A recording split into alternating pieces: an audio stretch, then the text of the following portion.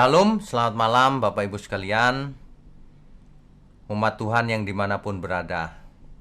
Malam ini kita akan melanjutkan online Bible Study kita. Untuk itu, mari kita tundukkan kepala lebih dahulu. Mari kita berdoa. Bapa di surga, kembali malam ini kami lanjutkan untuk belajar firman-Mu.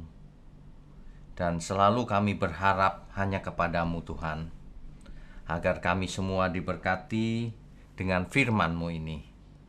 Hanya kebenaranlah yang akan memerdekakan kami dari segala hal yang Tuhan tidak berkenan. Terima kasih Bapak berkati channel dan program kami ini untuk kemuliaan Tuhan. Berkati juga mulut hamba-Mu untuk menyampaikan kebenaran ini. Hanya di dalam nama Tuhan Yesus kami berdoa. Amin. Ya, Bapak Ibu sekalian, malam ini adalah sesi ke-17 dari Kitab Keluaran dengan tema Patung Anak Lembu Emas. Nah, ini akan menarik. Kita akan bahas satu persatu ya. Sebelumnya sebentar saya sharekan screen-nya ya. Baik Bapak Ibu sekalian, malam ini adalah sesi ke-17 Kitab Keluaran, Patung Anak Lembu Emas ya. Oke, kita lanjutkan ya. Jadi di pertemuan kita yang lalu, kita sudah membahas tentang 10 firman Tuhan yang disebut juga dengan Dekalog atau Dasatitah atau 10 hukum Tuhan, atau kalau difilmkan itu dengan judul The Ten Commandments ya. Saya mau ulang sedikit dari Kitab Keluaran 31 ayat 18. Dan Tuhan memberikan kepada Musa setelah ia selesai berbicara dengan dia di Gunung Sinai kedua loh hukum Allah, loh batu yang ditulisi oleh jari Allah. Jadi loh batu ini ditulisi oleh jari Allah. Itu adalah pertemuan kita yang lalu. Jadi hari ini, malam ini kita lanjutkan ya. Di dalam praktek kuno di Timur Dekat, zaman dulu ya, sebuah perjanjian itu dibuat rangkap dua. Jadi sebenarnya dua loh batu ini bukan berisi tulisan masing-masing separuhnya seperti gambar ini atau seperti yang sering kita bayangkan. Satu loh berisi perintah ke-1 sampai ke-5. Loh keduanya 6 sampai 10. Ternyata tidak demikian. Jadi dua loh batu ini merupakan dua set tulisan yang sama. Ini berarti artinya perjanjian itu begini loh. Satu untuk Tuhan, satu untuk manusia. Perjanjian-perjanjian kuno itu dibuat dua set juga. Satu untuk pihak pertama, satu untuk pihak kedua. Begitu ya. Nah, cuman selama ini kita sudah terlanjur membayangkan dua loh batu itu, yang batu pertama 1 dari ke-5 sampai 5, yang batu kedua 6 sampai 10 gitu kebiasaannya ya. Oke, kita lanjutkan dulu. Ya. Jadi sebentar. Ya. Oke, kita mulai dari Keluaran pasal 32 dari ayatnya yang pertama. Ketika itu Musa naik ke Sinai. Dan karena naik tidak turun-turun, tidak jelas juga karena belum ada handphone dan sebagainya. Jadi tidak ada komunikasi antara Musa yang di atas Gunung Sinai dan bangsa Israel yang di kaki Gunung Sinai. Karena begitu lama Musa tidak turun-turun, maka bangsa Israel berkumpul mengerumuni Harun dan berkata kepada Harun, "Mari buatlah untuk kami Allah." Harun diminta untuk membuat Allah, membuat Elohim yang akan berjalan di depan kami. Sebab Musa ini orang yang telah memimpin kami keluar dari tanah Mesir. Kami tidak tahu apa yang telah terjadi dengan dia. Naik ke gunung tapi nggak ada kabar. Sudah lama padahal. Ketika Musa sudah lama begitulah, maka bangsa Israel mulai ragu. Musa mati nggak ya di atas gunung? Bagaimana ini nasib kita gitu. Jadi mereka ragu keberadaan Musa. Lalu mereka meminta Harun tadi itu membuat patung yang menjadi Allah mereka.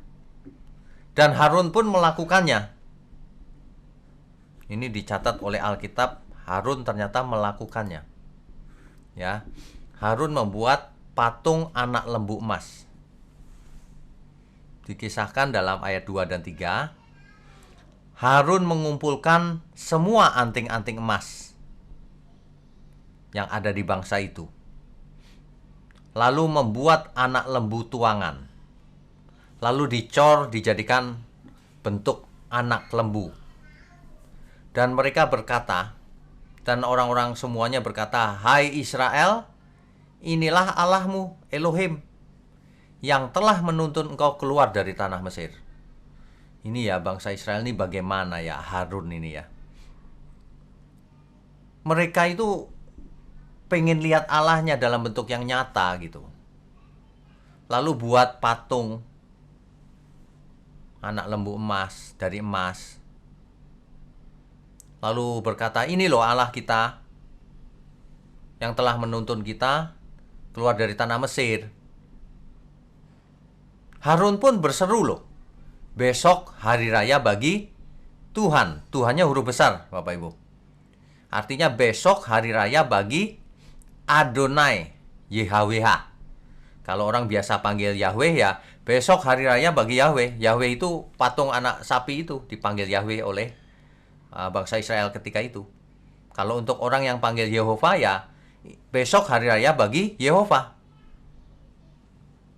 Jadi patung anak lembu emas ini dipanggil sebagai Tuhan oleh Harun loh. Harun yang berseru. Tapi yang benar memang bacanya Adonai atau Tuhan saja dalam bahasa Indonesia ya. Itu kejadiannya seperti itu. Nah, dan keesokan harinya, pagi-pagi maka mereka mempersembahkan korban bakaran dan korban keselamatan. Sesudah itu duduklah bangsa itu untuk makan dan minum, kemudian bangunlah mereka dan bersukaria, menari-nari. Itu ayat 6. Ini gambar lukisan ini mengilustrasikan kejadian itu. Jadi patung lembu emas itu mereka memberikan persembahan lalu menari-nari. Mereka menyembah, berbakti kepada patung itu. Ya. Kemudian berikutnya, ya. Pertanyaannya begini, ada nggak sih dari Bapak Ibu sekalian yang bertanya, mengapa ya bentuknya kok patung anak lembu emas ya? Kok nggak yang lain gitu? Ingat ya, bangsa Israel itu kan baru keluar dari Mesir. Di Mesir ada dewa-dewi yang terkenal di Mesir. Di Mesir banyak sekali berhala dewa-dewi. Nah, dua dewa Mesir yang sangat populer itu adalah Hapi, atau disebut juga Apis, dan Hathor. Lambangnya adalah banteng dan sapi betina. Jadi bangsa Israel tuh berharap Allah mereka itu bentuknya seperti itu juga, nggak punya bayangan yang lain. Makanya Harun pun membuat patung anak lembu emas, meniru yang di Mesir. Ya, nanti kalau Bapak Ibu baca di 1 Raja-Raja 12 ayat 28, itu mereka membuat lagi anak lembu jantan dari emas. Suka ya bikin patung-patung ya. Lalu berbakti, menyembah. Ya. Mereka nggak bermaksud menyembah patung. Mereka bilang, ini loh lambangnya Allah kita gitu. Kira-kira gitu. Oke, berikutnya ya. Ini kesalahan Harun. Akibatnya apa? Harun itu dahulu sudah buat salah dengan Musa di mata air Meriba. Kalau Bapak Ibu ikut sesi-sesi sebelumnya, pasti mengerti yang saya maksud. Di mata air Meriba, itu di Bilangan 20 ayat 10-13, itu mereka buat salah. Ingat gak Musa dan Harun berkata, memangnya kami harus mengeluarkan air buat kalian? kami mengambil perannya Tuhan, tidak menghormati kekudusan Tuhan. Ya. Nah, inilah kesalahan Harun yang lain, yaitu membuat patung anak lembu emas. Itu artinya Harun nggak percaya bahwa, bangsa Israel juga nggak percaya bahwa Musa akan turun, bahwa Tuhan lindungi mereka. Nah, akibatnya apa? Akibatnya tidak diizinkan masuk ke negeri yang dijanjikan, karena Harun nggak percaya. Dulu Musa juga nggak percaya, ya, yang di sesi sebelumnya. Jadi Harun dan Musa ini tidak percaya, jadi nggak boleh masuk ke negeri perjanjian. Itulah sebabnya Harun mati di Gunung Hor pada usia 123 tahun. Dibaca di Bilangan 20 ayat 12, ayat 28, dan Ulangan 10 ayat 6, dan Ulangan 32 ayat 50. Jadi Harun mati di Gunung Hor. Umur Harun 123 tahun loh, saudara. Musa nanti kalau kita baca juga umurnya 120 tahun. Tapi mengapa Musa dalam kitab Mazmur ditulis bahwa doa Musa itu begini? Umur manusia 70 sampai 80 tahun. Kalau kuat 80 tahun kan? Tapi kebanggaannya adalah penderitaan. Padahal Musa sendiri umurnya 120 tahun, Harun 123 tahun. Jadi Bapak Ibu jangan pernah beranggapan bahwa umur manusia itu maksimum 80 tahun. Tidak. Sekitar 120 tahun masih bisa. Kalau tubuhnya sangat sehat, tapi itu jarang sekali. Hari ini apalagi pandemi, umur 50 juga sudah dipanggil Tuhan. Ya. Oke. Gunung Hor ini letaknya sebenarnya nggak diketahui dengan tepat. Di mana sih sebenarnya yang dimaksud gitu. Tapi secara tradisi dipercaya bahwa itu letaknya di dekat Petra, di Yordan. Bapak Ibu yang pernah tur ke Israel, mungkin pernah mampir ke Petra ya, mungkin. Saya sih belum pernah. Setiap kali saya mau ke Petra selalu ada halangan.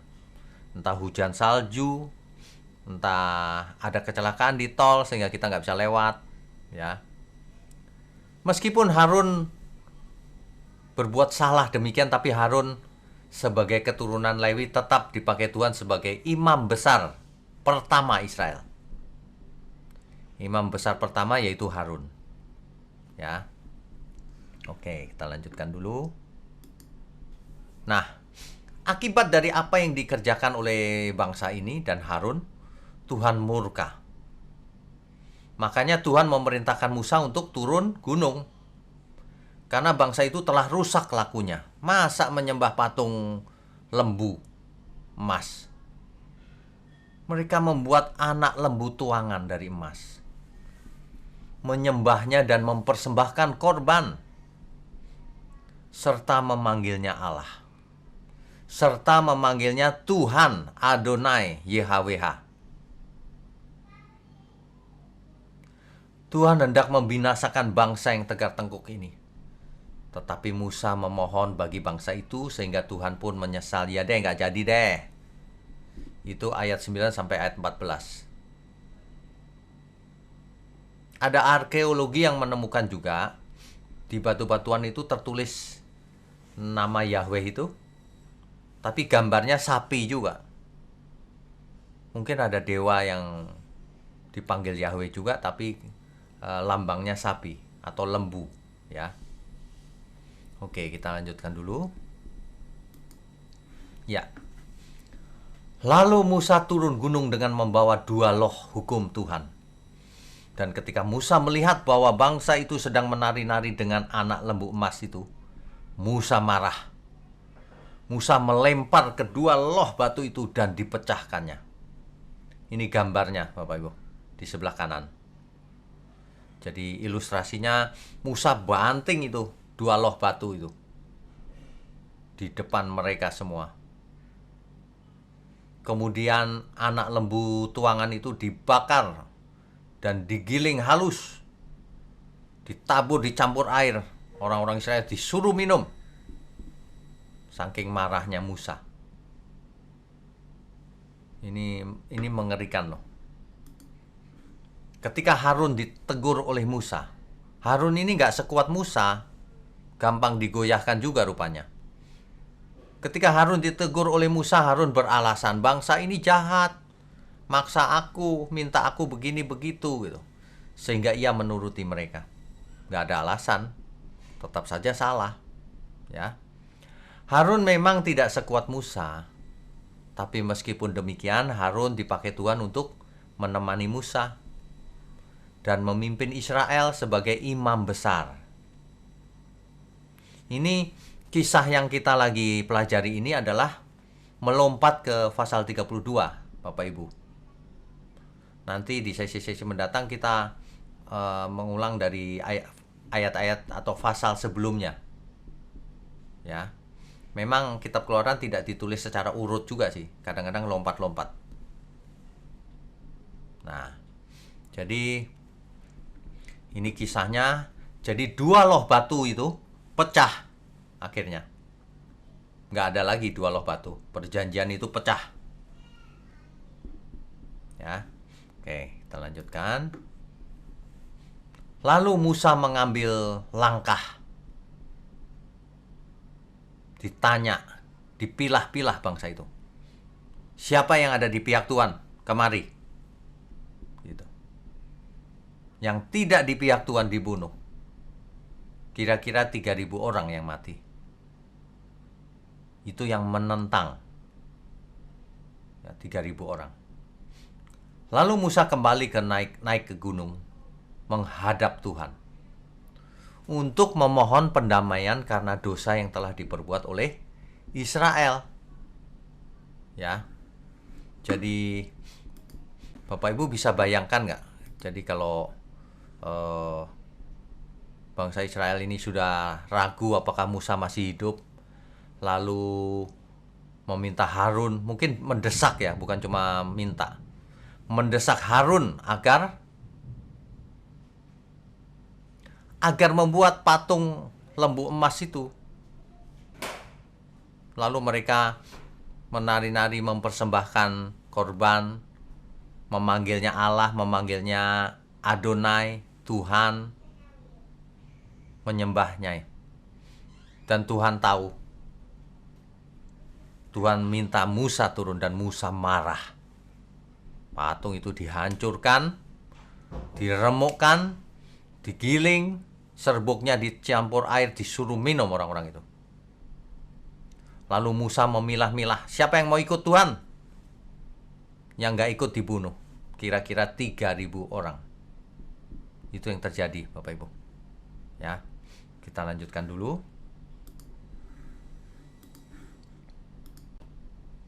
Ya. Lalu Musa menghadap Tuhan lagi, naik ke gunung lagi. Mohon pendamaian karena dosa yang telah diperbuat oleh Israel. Musa menawarkan dirinya untuk menggantikan Israel. Ayat 31. Lalu kembalilah Musa menghadap Tuhan dan berkata, bangsa ini telah berbuat dosa besar, sebab mereka telah membuat Allah emas bagi mereka. Tetapi sekarang kiranya engkau mengampuni dosa mereka itu, dan jika tidak, hapuskanlah kiranya namaku dari dalam kitab yang telah kau tulis. Musa ini pemimpin yang luar biasa loh.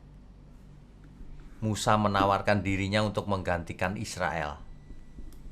Jangan sampai umat yang dipimpinnya itu binasa. Aku saja yang menggantikan. Hapus saja namaku dari kitab yang kau tulis itu. Kitab kehidupan itu, Bapak Ibu. Tetapi Tuhan berfirman kepada Musa, siapa yang berdosa kepadaku, nama orang itulah yang akan kuhapuskan dari dalam kitabku. Gak bisa manusia lain menggantikan, gak bisa. Ya. Oke, kita lanjutkan. Musa minta penyertaan Tuhan. Setelah itu kan pada ketakutan itu bangsa Israel. Karena sudah berbuat dosa pasti takut. Kalau yang berbuat dosa nggak takut ya tadi mati hukumannya. Ini takut gemetar. Pasti itu. Keluaran pasal berikutnya 33 dari ayat pertama. Berfirmanlah Tuhan kepada Musa, pergilah, berjalanlah dari sini, engkau dan bangsa itu yang telah kau pimpin keluar dari tanah Mesir, ke negeri yang telah kujanjikan dengan sumpah kepada Abraham, Ishak dan Yakub.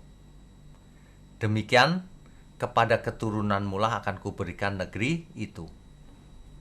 Bapak, Ibu, Saudara sekalian, sebenarnya Tuhan ingin membinasakan bangsa itu ketika menyembah patung sapi emas itu.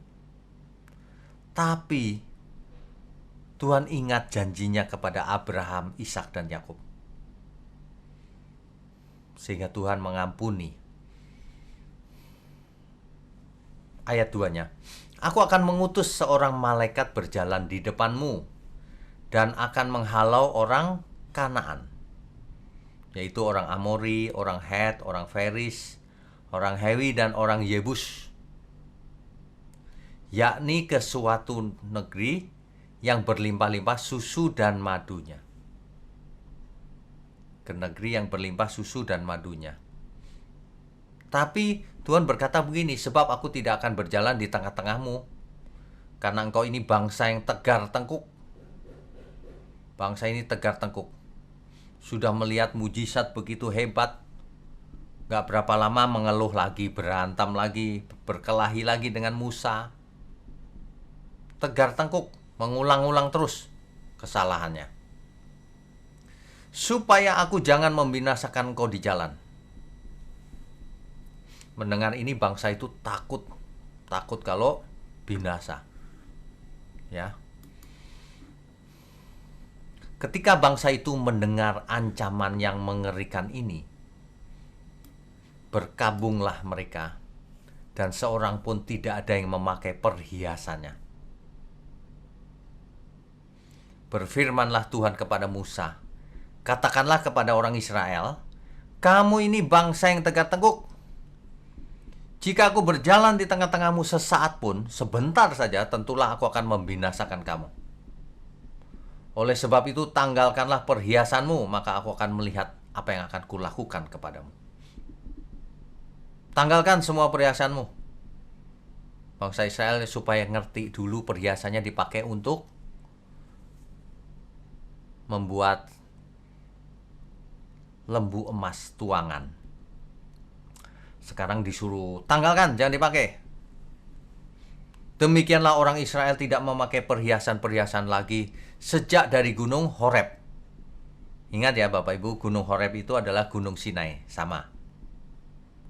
Nah, di ayat ke-7 sampai 17, Musa meminta penyertaan Tuhan. Tuhan, kalau engkau tidak menyertai aku, lebih baik aku tidak berangkat dari sini. Kami tidak berangkat. Terus begitu Musa. Ya, bahkan Musa ingin melihat kemuliaan. Perlihatkanlah kemuliaan-Mu Tuhan. Tuhan berkata, tidak ada seorang pun melihat Tuhan. Barang siapa melihatnya pasti mati. Nah, itu bisa dibaca secara detail oleh Bapak Ibu dari ayat 18 sampai 23. Ya. Kalau membaca Alkitab harus mengerti konteksnya. Makanya kalau baca sendiri suka kesulitan, ajak saja teman-teman Bapak Ibu untuk ikut online Bible Study ini. Kalau belajar sama-sama begini kan enak ya. Apalagi kalau dijelaskan. Oke, kita lanjutkan dulu ya. Nah, kita sudah tahu tadi dua loh batu dibanting oleh Musa pecah. Lalu di ayat pasal 34, kita sudah sampai pasal 34. Berfirmanlah Tuhan kepada Musa, pahatlah dua loh batu yang sama dengan yang mula-mula. Maka aku akan menulis pada loh itu segala firman yang ada pada loh yang mula-mula, yang telah kau pecahkan. Bapak Ibu kalau baca terus ya. Lalu Musa memahat dua loh batu, sama dengan yang mula-mula, dibuat lagi persis. Bangunlah ia pagi-pagi dan naiklah ia ke atas gunung Sinai, naik lagi. Seperti yang diperintahkan Tuhan kepadanya. Dan membawa kedua loh batu itu di tangannya. Nah, terjadi, nanti dibaca lengkapnya ya Bapak Ibu. Saya ini lompat-lompat supaya intinya kita tangkap. Di ayat ke-11, tetapi engkau berpegang pada yang kuperintahkan, berpeganglah pada yang kuperintahkan kepadamu pada hari ini. Lihat, aku akan menghalau dari depanmu orang Amori, orang Kanaan, orang Het, orang Feris, orang Hewi, dan orang Yebus. Nah, berikutnya, sebaliknya mesbah-mesbah mereka haruslah kamu rubuhkan, tugu-tugu berhala mereka kamu remukkan, dan tiang-tiang berhala mereka kamu tebang. Kalau Bapak Ibu membaca dengan urut ya, detail ya, firman Tuhan bahkan akan berkata, kamu jangan bergaul dengan mereka, kamu jangan ambil istri mereka, nanti kamu ikut mereka, kebiasaan mereka itu. Gitu ya. Nah, ada yang menarik dari tiang-tiang berhala di sini. Di NIV lebih jelas. Break down their altars, smash their sacred stones, and cut down their Asherah poles. Asherah. Nama Asherah itu disebut juga Asitoret. Adalah nama dewi kesuburan. Makanya kalau di Alkitab ada nama Baal, Asitoret, Molok, dan sebagainya. Nah, Asitoret itu Asherah. Itu adalah nama dewi kesuburan. Istri dari dewa El. Menurut mitos Kanaan kuno. Jadi nama El itu nama dewa. Sedangkan bagi Israel, El itu adalah Allah atau Tuhan, huruf besar. Allahnya Abraham, Ishak, dan Yakub. Elohim, El. Nah, istri dari dewa El itu Asherah. Makanya kalau ada orang yang berkata tidak boleh pakai kata nama Allah, padahal Elohim juga nama dewa. Sama, El. Dewa El namanya. Itu kepala dewa Kanaan, ketuanya dewa Kanaan, yang tertinggi dari dewa Kanaan. Itu orang Kanaan percaya akan dewa-dewa itu. Dan yang tertinggi namanya El. Sama, El, Eloah, Elohim. Ya. Oke. Nama Asyera juga dipakai untuk tiang berhala. Nah, itu yang diterjemahkan dalam bahasa Indonesia tadi di Keluaran 34 ayat 13. Nama Asyera atau Asitoret ini dipakai sebagai tiang berhala atau tugu sebagai lambang kesuburan. Jadi yang diukir, jadi dari kayu begitu, diukir mungkin gambarnya, gambar dewi itu, yang biasanya disandingkan dengan berhala lainnya. Bapak Ibu bisa baca di Ulangan 16 ayat 21, 1 Raja-Raja 14 ayat 23. Ya. Oleh karena itu, ayat 14, bangsa Israel diperingatkan, sebab itu janganlah engkau sujud menyembah kepada Elohim lain, Allah lain. Karena Tuhan yang namanya cemburuan adalah Allah yang cemburu, adalah Elohim yang cemburu. Awas kamu kalau menyembah El Kanaan itu ya. El yang benar adalah El-nya Abraham, Ishak, dan Yakub, bukan El-nya Kanaan itu. Begitu ya. Oke, sebab Allah adalah Allah yang cemburu. Ada yang bertanya kepada saya, Allah kok cemburu, Pak? Kok negatif? Tidak, cemburu yang di sini ini cemburu ilahi.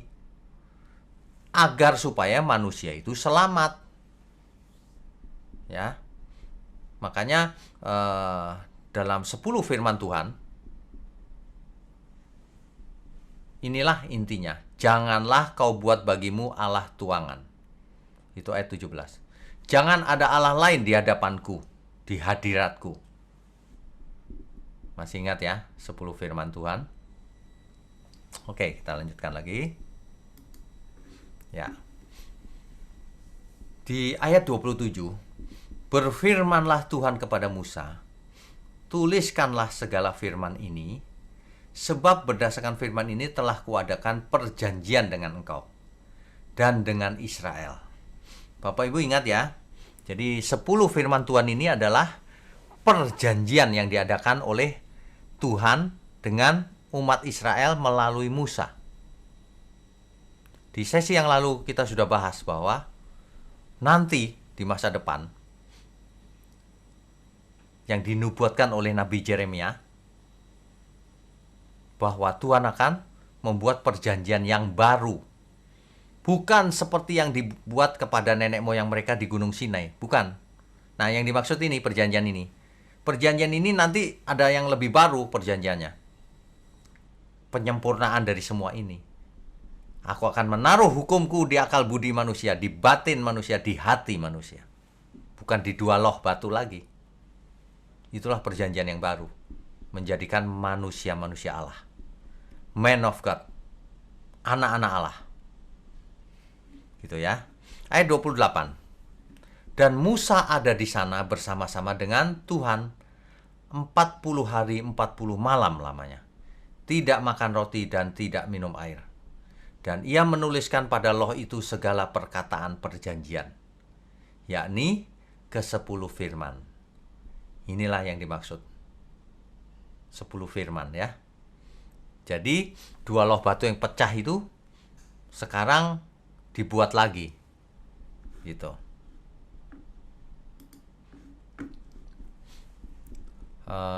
Ketika Musa turun dari Gunung Sinai, kedua loh hukum Allah itu ada di tangan Musa. Ketika ia turun dari gunung itu, tidaklah ia tahu, Musa tidak tahu bahwa kulit mukanya bercahaya. Oleh karena ia telah berbicara dengan Tuhan. Ilustrasinya gambar di samping ini, Bapak. Jadi bercahaya wajahnya. Ketika Harun dan segala orang Israel melihat Musa, tampak kulit mukanya bercahaya, maka takutlah mereka mendekati dia.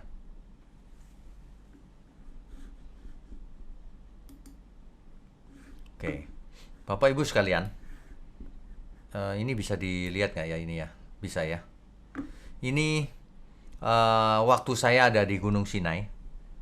Ingat, Gunung Sinai ini adalah di Sinai Peninsula. Yang dipercaya secara tradisional Gunung Sinai itu di sini. Di lokasi ini, kalau Bapak Ibu perhatikan, di sebelah kanan atas, coba diperhatikan, ada batu alam yang gambarnya mirip binatang apa gitu ya. Mirip sapi katanya. Nah, secara tradisi dipercaya inilah tempat Musa dulu, tempat bangsa Israel membuat anak lembu tuangan. Harun membuat anak lembu tuangan. Dan di sekitar inilah Musa membanting 2 loh batu itu. Tapi ini secara tradisi, Bapak Ibu. Nah, ya, secara tradisi. Nih kalau dilihat dari dekat. Ini kalau kita pegang ya, kita bisa naik ke situ. Kalau kita pegang ini memang batu asli. Nggak tahu siapa yang mengukir atau memang alam ya. Ini. Oke. Nah. Ini adalah pemandangan Gunung Sinai. Di gunung inilah perjanjian Tuhan dengan Israel dibuat yang pertama kali. Tapi nanti diperbaharui dengan perjanjian yang baru. Ya, Bapak Ibu sekalian ya. Saya ingin share sedikit waktu saya ke Israel sebentar. Jadi ini adalah lokasi Gunung Sinai secara tradisional ya. Saya mau tunjukkan ketika saya ada di sana sebentar. Ya. Jadi di tahun 2020 Januari tanggal 1 ketika Jakarta banjir itu saya berangkat ke Israel. Nah, ini salah satu dokumentasinya Bapak Ibu mungkin bisa lihat sebentar ya. Sebentar, yang mana ya? Oke. Ini adalah di apa? Nih, ini Bapak Ibu. Ini adalah Gunung Sinai, ini di kaki Gunung Sinai. Ya. Jadi coba perhatikan Gunung Sinai ini batu-batuan semuanya. Nah, yang di depan kita ini adalah Biara Saint Catherine. Biara Saint Catherine, Bapak Ibu. Lihat nih. Di kaki gunung bisa ada bangunan megah begini. Dan sudah saya jelaskan di sesi yang lalu, anehnya di sekitar Biara Saint Catherine ini banyak tumbuhan yang hijau. Karena di situ ada sumur yang airnya tidak pernah kering. Aneh juga ya. Di bagian lain tidak ada sumur, hanya di sini yang ada. Ya. Ini pemandangan di kaki Gunung Sinai. Oke, kita lanjutkan dulu.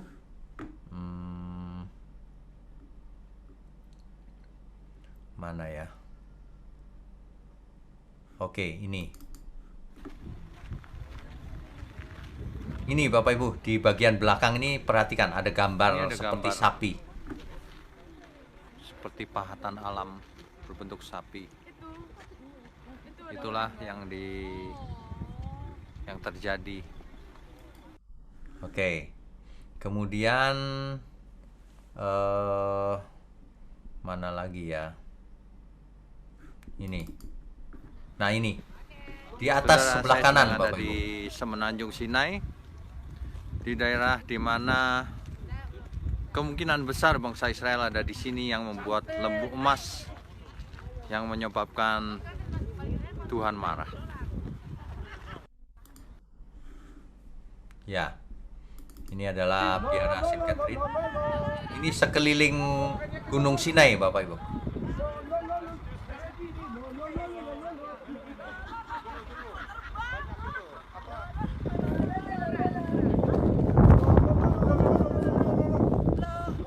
Itu dia, batu yang berbentuk seperti sapi.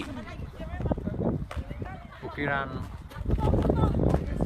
lembu emas yang dahulu dibuat oleh bangsa Israel yang menyebabkan Tuhan marah. Ya. Oke. Jadi itulah patung lembu emas. Jadi kita lanjutkan sedikit. Rabu depan topiknya adalah tabut perjanjian. Nah, kalau ini seru banget nih, karena tabut perjanjian ini sampai hari ini diributkan orang, sebagian orang. Dicari keberadaannya ada di mana. Sampai-sampai difilmkan juga. Sampai dibuat filmnya. Dahulu ada film Raiders of the Lost Ark, ya. Itu mencari tabut perjanjian. Ya. Oke, jadi malam ini kita sudah belajar bangsa Israel itu tegar tengkuk di zaman itu. Masa bisa-bisanya membuat patung lembu dari emas dan disembah-sembah loh. Disembah-sembah, dikasih korban bakaran, persembahan korban maksud saya, menari-nari di sekelilingnya. Itu bukan menghormati, itu berbakti, menyembah itu. Ya. Oke, saya rasa tidak berlama-lama. Intinya adalah jangan pernah ada Allah lain di hadapanku. Sebab Allah itu Allah pencemburu. Cemburu maksudnya adalah supaya kita semua selamat. Di kitab Yakobus dikatakan bukan tanpa alasan kalau kitab suci berkata roh yang ditempatkan Allah dalam diri kita itu diingininya dengan cemburu. Diingininya dengan kuat maksudnya. Tuhan sangat menginginkan kita semua selamat. Itu maksudnya. Jadi salah kalau ada teologi yang berkata Tuhan dari awal sebelum dunia dijadikan sudah memilih yang ini nanti bakalan selamat, yang ini enggak. Takdir begitu. Dalam bahasa teologi disebut predestinasi. Salah itu. Tuhan tidak menginginkan seorang pun binasa. Alkitab berkata demikian. Ya. Itu sebabnya Allah memiliki kecemburuan. Cemburu, Allah yang cemburu, awas kau ya punya berhala lain, punya Allah lain. Nanti kau binasa. Sebenarnya dari sejak di Eden sudah begitu. Adam, kau jangan makan buah itu, sebab Tuhan tahu nanti pasti digoda itu si Adam. Kau jangan dengarkan yang lain, dengarkan aku saja gitu. Jangan kau punya idola lain, nanti kau seperti idolamu itu. Kalau Allahmu cuman Allah yang benar, nanti kau seperti Allah yang benar. Cara berpikirnya, cara berperasaannya, hidupnya, jiwanya akan menjadi seperti Allah kita. Itulah sebabnya kita ditebus, lalu kita menerima anugerah itu, sehingga semua yang menerima diberi kuasa, diberi hak istimewa, supaya menjadi anak-anak Allah. Makanya jangan punya Allah lain. Nah, di zaman itu, Allah atau Elohim atau sesembahan itu bentuknya kebanyakan patung. Karena dewa-dewa itu kan patung ya. Tapi di zaman sekarang, yang namanya ilah, sesuatu yang disembah, itu bisa juga tidak berupa materi atau patung atau apapun. Tidak. Segala sesuatu yang kita nilai sangat tinggi, kita perlakukan istimewa, itulah berhala. Contohnya, keinginan kita yang tidak benar, nafsu yang tidak benar. Kalau itu kita tidak berkuasa, kalau seseorang tidak berkuasa mengekang nafsunya, maka nafsunya itu sebenarnya adalah berhala dia. Dia tidak menghormati Tuhan. Jangan ada Allah lain, ya ada nafsunya sendiri itu.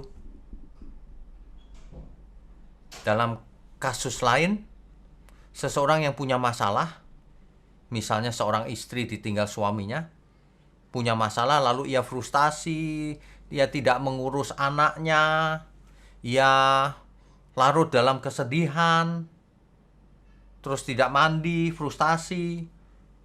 Itu berhala itu. Masalah dia jadi berhala itu. Meskipun banyak masalah, Allah kita tetap. Jangan ada Allah lain. Jangan ada sesuatu yang menghalangi antara kita dan Allah.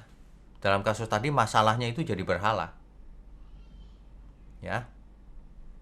Dalam kasus lain orang yang hobinya apa ya misalnya ya. Sehingga waktunya habis karena hobinya itu. Sehingga ia tidak menomorsatukan Tuhan. Maka hobinya itu menjadi berhala. Memang ia tidak membuat anak lembu emas tuangan, patung anak lembu, enggak. Tapi ada patung atau berhala yang tidak kelihatan di pikirannya, di hatinya. Sebagian besar orang punya Allah lain yang namanya Mammon. Wah, hatinya ada di sana. Padahal hati kita harus ada di Tuhan, tapi ada di sana. Allah lain itu, berhala, Mammon. Itu sebabnya Alkitab Tuhan Yesus langsung mengkontraskan antara Mammon dan Tuhan. Seseorang tidak bisa memiliki dua Tuhan. Pilih, mau Mammon, mau dunia ini, atau mau Tuhan. Karena kalau Mammon dijadikan Tuhan, itulah Allah lain itu. Banyak orang menyembah Mammon loh. Menyembahnya bukan dengan cara begini-begini, bukan. Menyembahnya dengan hatinya benar-benar ada di sana. Merasa aman kalau uangnya banyak. Pelitnya minta ampun, super pelit. Ada orang membutuhkan, dia nggak tolong. Itu namanya berhala. Itu Mammon itu. Dan yang lain-lain. Makanya hendaklah kita semua memeriksa diri. Apakah ada ilah lain di dalam diri kita? Kalau ada, cepat dibereskan. Ada orang yang berhalanya itu dirinya sendiri. Egonya begitu luar biasa. Hanya memikirkan diri sendiri. Itu berhalanya itu dirinya sendiri itu. Sombong gitu. Wah, itu berhala itu. Ya. Jadi yang namanya berhala tidak hanya berupa patung. Yang tidak berupa patung pun lebih berbahaya. Demikian implikasi dari apa yang kita sudah pelajari dari malam ini. Kita akan lanjutkan Rabu depan dengan topik tabut perjanjian. Baik, kita lanjutkan dengan tanya jawab. Co-host silakan. Ya, baik, bagi Bapak Ibu yang ingin bertanya, dipersilakan untuk membuka video dan menggunakan icon raise hand. Yang pertama Bapak Agus Tewung, silakan Pak. Silakan Pak Agus. Ya, shalom Pak, selamat malam. Shalom. Saya gini Pak, saya pernah mendengar khotbah Bapak. Jadi gini, bahwa sebelum manusia pertama itu ditempatkan itu sudah ada yang mengintai, yaitu setan ya Pak ya. Ya. Dan apakah yang saya mau tanya Pak, apakah ada hubungannya dengan Wahyu pasal 12 ayat 7 hingga 9? Saya baca ya Pak ya. Perikopnya, naga dikalahkan, maka timbullah peperangan di sorga, Mikael dan malaikat-malaikatnya berperang melawan naga itu, dan naga itu dibantu oleh malaikat-malaikatnya. Tetapi mereka tidak dapat bertahan, mereka tidak dapat tempat lagi di sorga. Dan naga besar itu, si ular tua yang disebut iblis atau Satan, yang menyesatkan seluruh dunia, dilemparkan ke bawah. Ia dilemparkan ke bumi bersama-sama dengan malaikat-malaikatnya. Pertanyaannya Pak? Pertanyaan saya Pak, yang dimaksud sebelum dunia dicipta, inikah iblis yang dijatuhkan ke Taman Eden itu ya Pak? Ya, betul. Ini dia. Jadi Ini ya, terjadi pemberontakan di surga, ya. Lalu Lucifer itu dibuang ke bumi menjadi setan. Tapi malaikat-malaikat yang mengikut dia, sepertiga malaikat di surga, dibuang ke bumi menjadi roh-roh jahat. Begitu Pak. Ya, jadi begini Pak, berarti kalau malaikat itu ketika dia berbuat dosa tidak ada pengampunan ya Pak ya, karena hidup dalam roh ya. Ya, betul. Karena rohnya sudah rusak. Karena kalau Tuhan mengampuni, artinya yang diampuni itu harus bisa diperbaiki. Gitu. Berarti pemikiran saya begini Pak, berarti kita nih di dunia ini satu nusa kambangan dengan iblis ya Pak. Tapi begini, setelah Yesus mati di kayu salib, maka kita berkuasa. Kan kita berkuasa mengusir iblis dan sebagainya. Kalau dulu sebelum Tuhan Yesus mati di kayu salib, tidak ada yang bisa mengusir iblis. Tapi dalam perjanjian baru setelah Yesus menang di kayu salib, kita semua bisa mengusir iblis. Itu. Ya. Nah, jadi begini Pak, saya jujur saya punya suatu pergumulan Pak. Ini kebetulan malam hari ini bagus ini kita bahas. Setiap saya mau dekat sama Tuhan Pak, jujur saya banyak sekali mengalami pergumulan hidup Pak. Nah, bagaimana mungkin Bapak bisa kasih solusi buat saya supaya saya bisa memenangkan iman saya setiap hari Pak. Ini adalah pergumulan hidup saya Pak. Terima kasih Pak. Ya, oke, baik.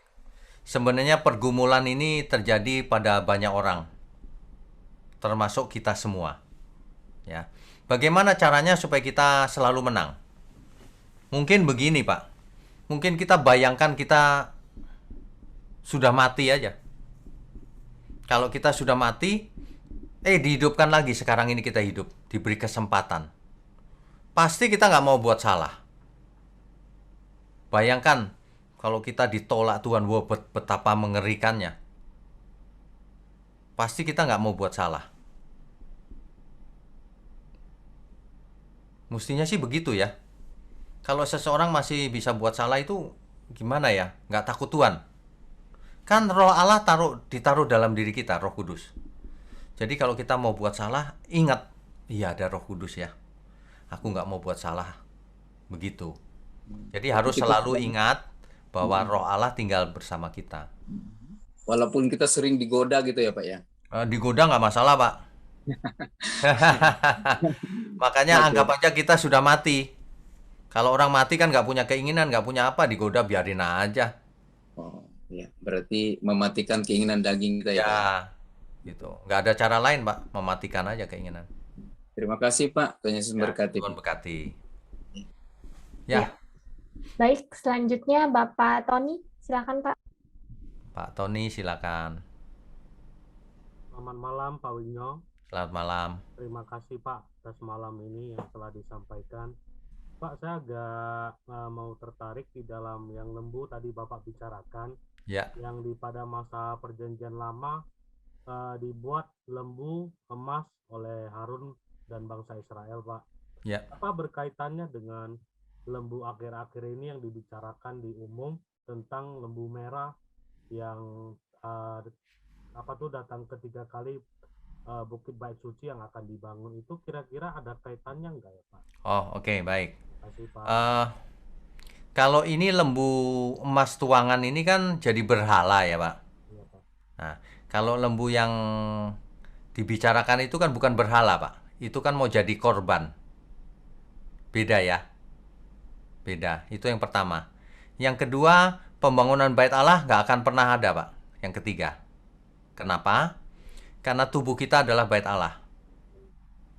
Karena seandainya itu dibangun sekalipun tidak ada hubungan dengan orang Kristen. Karena nggak mungkin kita mengulangi Taurat lagi atau mempersembahkan korban bakaran lagi. Wah, itu menghina Tuhan Yesus namanya. Jadi kalaupun itu dibangun misalnya, itu urusan Israel, nggak ada urusan sama kita. Menurut saya sih nggak bakalan dibangun sampai kapanpun. Gitu ya, Pak Tony. Terima kasih Pak. Oke, Tuhan berkati. Berikutnya, Ya, berikutnya ada Bapak Yongki, silakan Pak. Ya, Pak Wek, selamat malam. selamat malam, Pak. Pak Wek, kalau apakah setiap perintah Tuhan itu disebut perjanjian? Karena kalau kita baca kan itu semua perintah Tuhan kepada orang Israel, sedangkan orang Israel tersebut belum berjanji bahwa dia mau menepatinya. Baik. Tapi sudah disebut perjanjian itu. Baik. Oke. Jadi begini, Pak. Sebenarnya semuanya itu perjanjian. Kalau di dunia ini perjanjian kan kesepakatan kedua belah pihak, Pak. Ya. Tapi kalau Tuhan tidak, Tuhan berdaulat. Hmm. Aku membuat perjanjian. Kamu mau setuju mau nggak, ini perjanjiannya. Ya. Nggak mau, kamu mati, binasa. Gitu. Mengapa? Karena kita tidak punya hak apa-apa, Pak.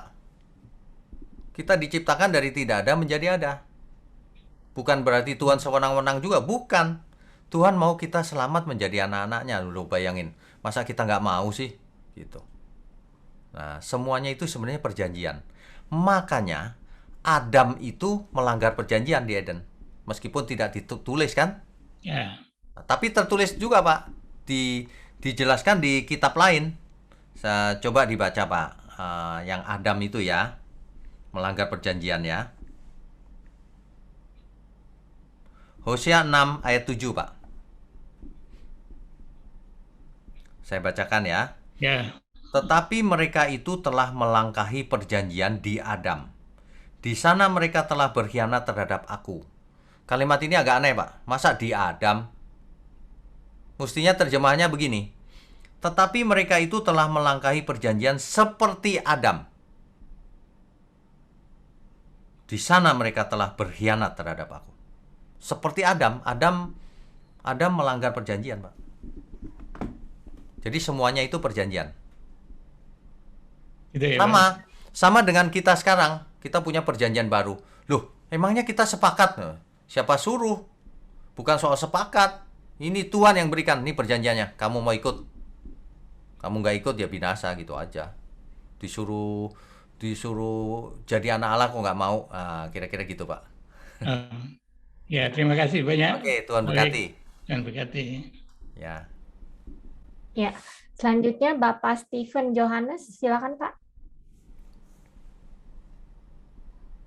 Shalom, selamat Satu, malam. satu. Waduh. Shalom, shalom. Shalom, selamat Ibu. malam Pak Wiknyo. Ya, Ibu. Itu berarti dua loh batu yang pertama itu yang nulis Tuhan. Terus loh batu yang baru berarti yang nulis Musa ya Pak Wiknyo? Menurut teks, iya, Bu. Tapi teks ini kan bisa berarti bukan harafiah, Bu. Misalnya begini. Ditulis dengan jari Allah. Memangnya Allah punya jari? Kan nggak gitu kan?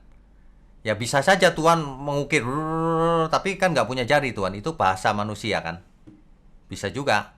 Atau menulisnya melalui Musa bisa juga. Tapi kalau berdasarkan teks, Musa yang disuruh nulis yang kedua ini. Gitu, Bu. Ya, terima kasih Pak Wiknyo. Ya, Tuhan berkati. Amin. Ya, selanjutnya Ibu Grace, silakan. Ya. Iya, malam Pak Wiknyo. Malam, Bu. Yang lembu emas itu, Pak, mau tanya, itu sekedar benda yang disembah atau hatinya itu sudah mengarah kepada roh? Kalau roh berarti hanya dua, toh? Tuhan atau iblis. Ya. Jadi ini bangsa Israel ini membuat patung seperti dewa-dewa di Mesir. Mereka niru orang-orang Mesir menyembah patung gitu. Nggak ada hubungan dengan roh. Dia berharap patungnya itu mewakili Elohim atau Tuhan. Dan itu sangat dilarang. Jadi cuma benda yang dia sembah ya Pak ya? Ya, tapi menyembah benda itu artinya roh manusianya itu rusak, Bu. Iya. Gitu. Iya. Sama dengan orang sekarang. Menyembah patung atau apapun, ya Tuhan tidak berkenan. Iya. Kan Tuhan Allah yang cemburu. Jadi jangan ada Allah lain di hadapan hadiratku. Jangan ada yang lain ya, kamu nyembah-nyembah yang lain. Allah murka. Itu sebenarnya dibahasakan dengan gini, Bu. Jika kamu menyembah binatang itu, nah itu menyembah juga tuh. Maka kamu akan diberi tanda di dahimu dan di tanganmu. Nah, rusak jadinya. Cara pikirnya rusak, perbuatannya jahat. Gitu. Nggak menghormati Tuhan, udah pasti itu. Berarti mereka mau lihat Allah yang fisik ya Pak ya? Iya, betul. Mereka merasa, kok nggak kelihatan ya, Musa juga nggak turun-turun. Buat dong, yang seperti di Mesir kira-kira gitu. Kan kelihatan nih sekarang, nah gitu. Iya. Iya, makasih Pak Wiknyo. Ya, Tuhan berkati. Tuhan berkati Pak. Ya, berikutnya Oke, selanjutnya Bapak David, silakan Pak. Pak David. Box Wingnya. Ketemu lagi. Ketemu lagi, ketemu terus Pak. Iya, Pak. Ya. Thank you. Hmm. Saya pertanyaan tadi udah disampaikan oleh Ibu siapa tadi mengenai tentang yang oleh jari Allah dan jari Musa. Oh ya, ya. Tapi yang kedua adalah saya melihat bahwa fenomena menyembah patung berupa sapi itu sebenarnya kalau dibiarkan itu apakah mungkin sama seperti satu bangsa besar hari ini yang menyembah binatang tersebut, Pak? Sampai bisa mandi dengan itu, bisa dengan kotoran tersebut gitu, dan tingkah lakunya juga, waduh, sangat-sangat menjijikan sih. Begitu, mungkin bisa begitu nggak Pak? Begini, orang Mesir itu dewanya kan banyak. Betul. Nah, antara lain itu yang lambangnya banteng atau sapi betina itu. Betul. Nah, mereka sangat memuja. Artinya apa? Binatang-binatang itu juga mereka nggak berani kutak-kutik karena lambangnya kan. Nah, kalau itu dibiarkan, nanti bangsa Israel punya banyak dewa seperti orang Mesir. Justru ini bangsa Israel dikeluarkan dari Mesir supaya tidak seperti orang Mesir. Yeah. Oh, diajari Tuhan di Gunung Sinai gitu. Nah, keluar dari Mesir itu supaya mindsetnya dirubah dulu. Kalau dibiarkan seperti kita bisa melihat di India fenomena seperti itu kan? Kemungkinan Yang selalu ada, bisa kemungkinan. seperti gitu ya? Ya, kemungkinan ya. Tapi kan Ah, itu berandai-andai, tapi kemungkinan selalu ada, Pak. iya betul betul. Hmm. Oke, itu saja sih Pak. Oh, Yang itu saja. ringan-ringan Oke, saja. ya. Thank you ya. God bless. Hati. God Oke. bless. Oke, ada lagi? Iya Pak. Selanjutnya ada Ibu Baik. Yosi. Silakan Pak. Ibu. Silakan Bu.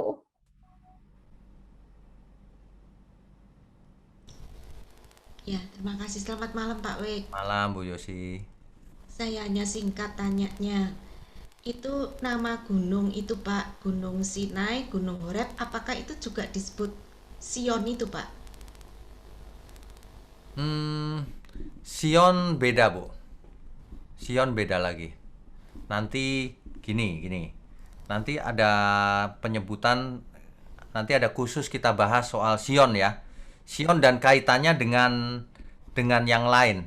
Apa saja sih kok sampai disebut Israel itu penyebutannya Zionis dan sebagainya kan gitu kan, hubungannya ke sana.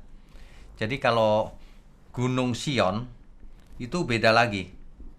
Jadi nanti kalau kita pas mampir ke sana, kita akan, maksud saya kalau kita lagi bahas topiknya yang sampai di sana, nah kita akan bahas. Yang Gunung Sion itu bukan yang di Sinai, bukan. Gunung Sion itu di dekat Yerusalem, Bu. Oh, Gitu. oh ya. Ya, beda sama sekali.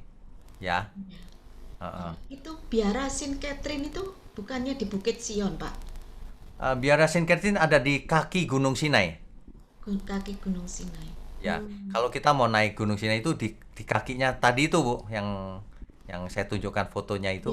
Iya. Nah, itu Biara Saint Catherine tuh. Di Biara Saint Catherine itu luar biasa. Ditemukan manuskrip Perjanjian Baru. Luar biasa itu di situ. Ketemunya di situ tuh. Oh ya.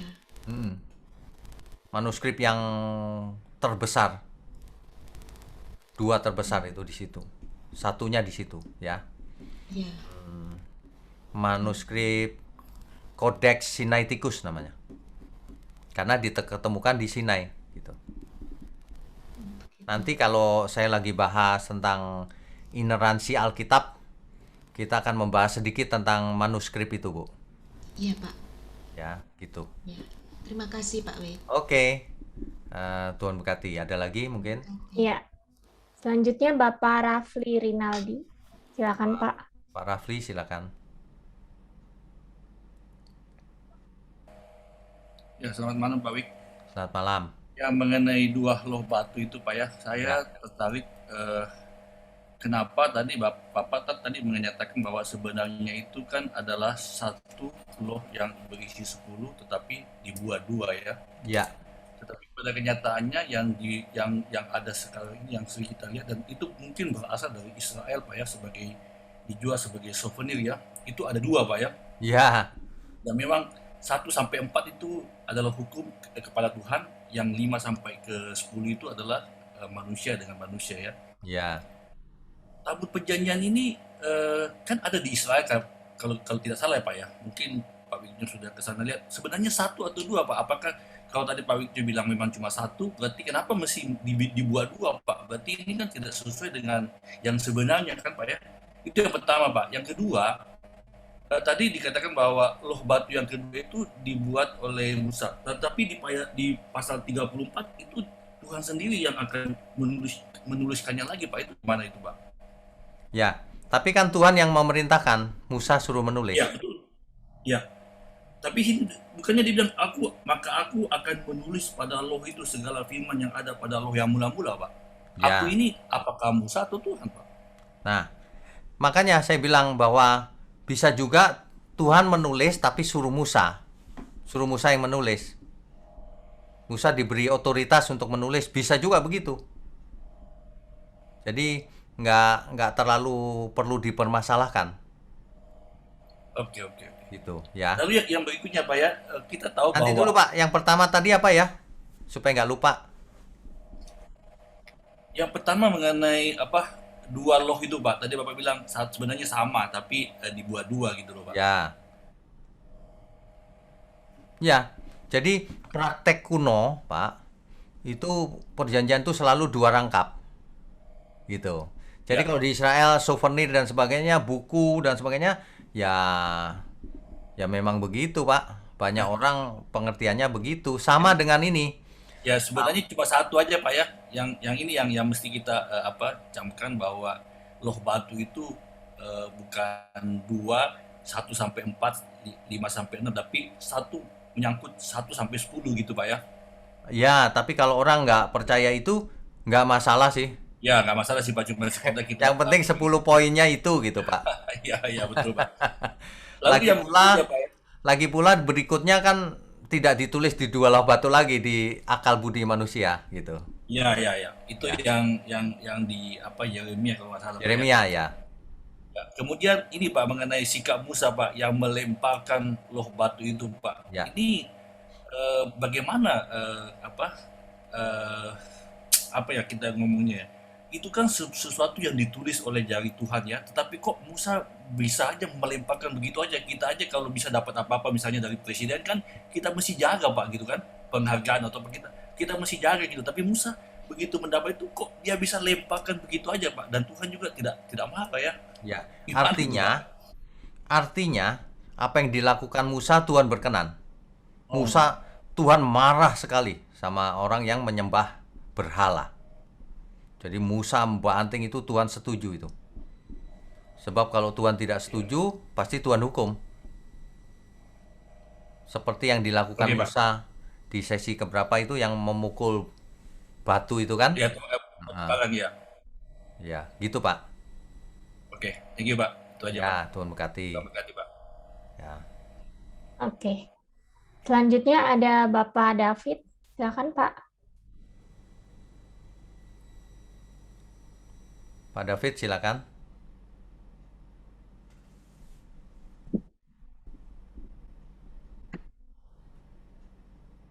Shalom Pak Wigno, selamat malam. Shalom.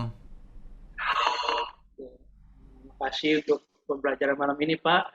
Saya mau tanya ini kan 3.000 orang ya dibantai ya, dibunuh ya. Ya. Itu pandangan saya itu sadis banget ya gitu. Ya. Sementara dosa Adam, Hawa, dosa Kain itu diampuni gitu sama Tuhan. Ya. Tapi kok ini yang 3.000 orang ini sepertinya nggak ada ampun gitu. Apakah ini dosa memang nggak bisa diampuni seperti dosa menghujat Roh Kudus ya Pak? Itu aja sih yang mau tanyain. Ya, pastinya ini dosa yang paling berat di zaman itu Pak. Makanya hukumnya mati. Iya. Sama Jadi dengan nggak ada ampun Pak ya. Ya, sama dengan ketika Taurat masih dipakai zaman itu, maka mata ganti mata, gigi ganti gigi. Sesuai hukum, Pak. Kalau bagi kita sih sadis itu. Tapi itu sesuai hukum hari itu. Makanya kedatangan Tuhan Yesus menyempurnakan, bukan begitu harusnya gitu. Baik. Terima kasih Pak Wigno. Ya, Tuhan berkati ya. Mari kita berdoa. Bapa di surga, terima kasih kalau kami malam ini belajar bahwa kami tidak boleh mempunyai Allah lain. Apapun bentuknya, baik yang fisik maupun yang bukan fisik. Terima kasih Tuhan, biarlah kami hanya punya Tuhan, Allah kami. Hanya satu Engkau saja. Terima kasih Bapa, berkati semua tangan-tangan yang mendukung, berkati semua yang mendengar program ini. Hanya di dalam nama Tuhan Yesus Kristus kami berdoa dan mengucap syukur. Haleluya. Iya.